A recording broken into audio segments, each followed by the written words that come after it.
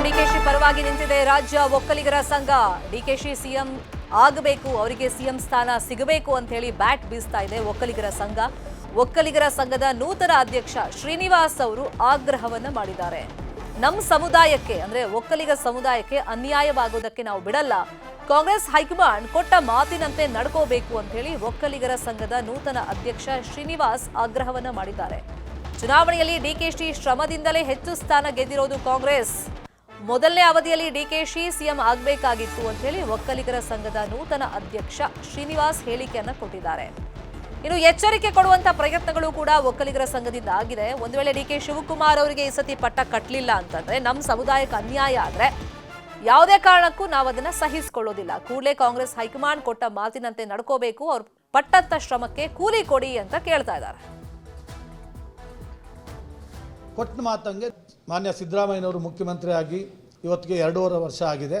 ಹಿಂದೆ ಕೂಡ ಅವರ ಅಧಿಕಾರವನ್ನು 5 ವರ್ಷ ಪೂರ್ಣಗೊಳಿಸಿದ್ದಾರೆ. ಒಳ್ಳೆ ಕೆಲಸವನ್ನು ಕೂಡ ಸಿದ್ದರಾಮಯ್ಯ ಸಾಹೇಬರು ಮಾಡಿದ್ದಾರೆ, ಇಲ್ಲ ಅಂತಲ್ಲ. ಇವಾಗಲೂ ಕೂಡ ಒಳ್ಳೆ ಕೆಲಸ ಮಾಡ್ತಾ ಇದ್ದಾರೆ.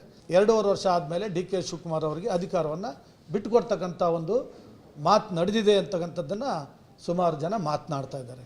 ಸೊ ಇವತ್ತು ಅವರು ಅಲ್ಲಿ ನಡೀತಾ ಇರೋದಂಥದ್ದು ಬೇರೆ ಥರ ನಡೀತಾ ಇದೆ. ಯಾಕೆಂದರೆ ಅಧಿಕಾರ ಕೊಡ್ತಾರೋ ಕೊಡಲ್ವೋ ಅನ್ನೋದು ಎಲ್ಲರಿಗೂ ಒಂದು ಅನುಮಾನ ಆಗಿದೆ.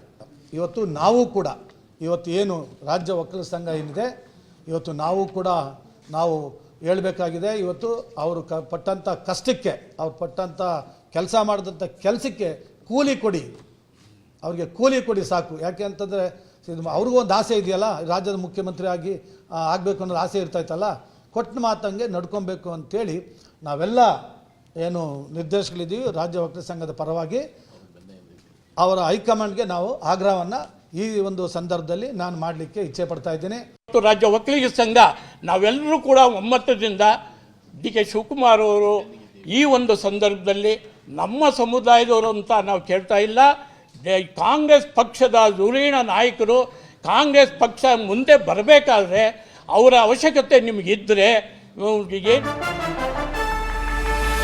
ಡಿಸಿಎಂ ನಡುವೆ ಪವರ್ ಶೇರಿಂಗ್ ಫೈಟ್ ತಾರಕಕ್ಕೇರಿದೆ. ಡಿಸಿಎಂ ಡಿಕೆಶಿ ಬೆನ್ನಿಗೆ ಒಕ್ಕಲಿಗ ಸಮಾಜ ನಿಂತಿದೆ. ಸುದ್ದಿಗೋಷ್ಠಿಯಲ್ಲೂ ಕೂಡ ಅವರು ಎಚ್ಚರಿಕೆ ಕೊಡೋ ಪ್ರಯತ್ನವನ್ನ ಮಾಡಿದ್ರು. ಇನ್ನೊಂದು ಕಡೆ ಸಿಎಂ ಬೆನ್ನಿಗೆ ನಿಂತಿರೋದು ಹಿಂದುಳಿದ ವರ್ಗಗಳ ಒಕ್ಕೂಟ.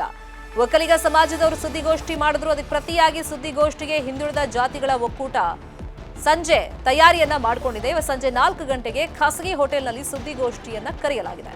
ಸಿದ್ದರಾಮಯ್ಯ ಅಧಿಕಾರ ಹಸ್ತಾಂತರ ಮಾಡದಂತೆ ಒತ್ತಡ ಹಾಕೋದಕ್ಕೆ ಈಗ ಸಮಾಜ ಮುಂದಾಗಿದೆ. ಆ ಮೂಲಕ ತೀವ್ರಗೊಂಡಿದೆ ಒಕ್ಕಲಿಗ ಹಾಗೂ ಹಿಂದುಳಿದ ವರ್ಗಗಳ ಸಮಾಜದ ಒತ್ತಡದ ತಂತ್ರಗಾರಿಕೆ. ಇದೇ ವಿಷಯವಾಗಿ ಇನ್ನಷ್ಟು ಡೀಟೇಲ್ ಆಗಿ ಇನ್ಫಾರ್ಮೇಶನ್ ಕೊಡ್ತಾ ಹೋಗೋದಕ್ಕೆ ನೇರ ಸಂಪರ್ಕದಲ್ಲಿ ಕನೆಕ್ಟ್ ಆಗಿದ್ದಾರೆ ನಮ್ಮ political bureau reporter Hebbaka ತಿಮ್ಮೇಗೌಡ್ರೆ.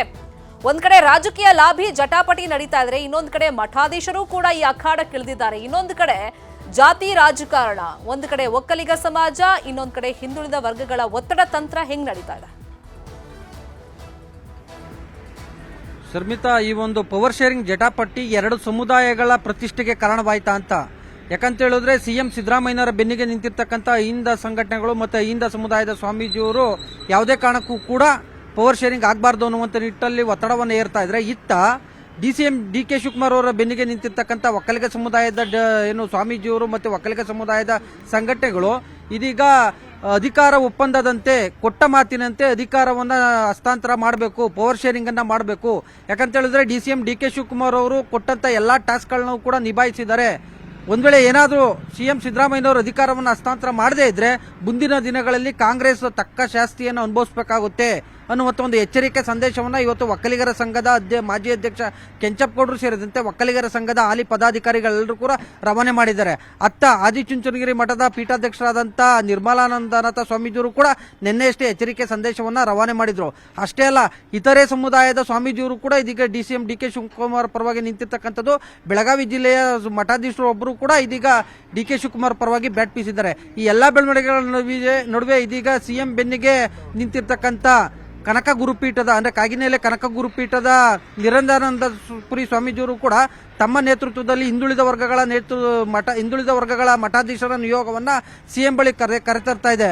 CM ಯಾವುದೇ ಕಾರಣಕ್ಕೂ ಕೂಡ ನೀವು ರಾಜೀನಾಮೆಯನ್ನ ಕೊಡಬಾರ್ದು, ನಿಮ್ಮ ಬೆನ್ನಿಗೆ ನಾವಿದ್ದೀವಿ, ಹೈಕಮಾಂಡ್ಗೂ ಕೂಡ ಈ ಒಂದು ಸಂದೇಶವನ್ನ ರವಾನೆ ಮಾಡ್ತೀವಿ ಅನ್ನುವಂಥ ಒಂದು ಅಭಯವನ್ನು ಕೂಡ ಕೊಟ್ಟಿರ್ತಕ್ಕಂಥದ್ದು.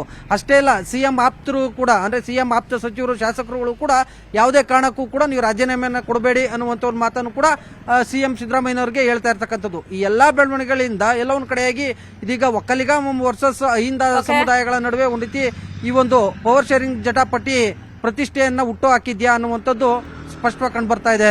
ಶರ್ಮಿತಾ, ಸುದ್ದಿನ ಥ್ಯಾಂಕ್ ಯು ತಿಮ್ಮೇಗೌಡ.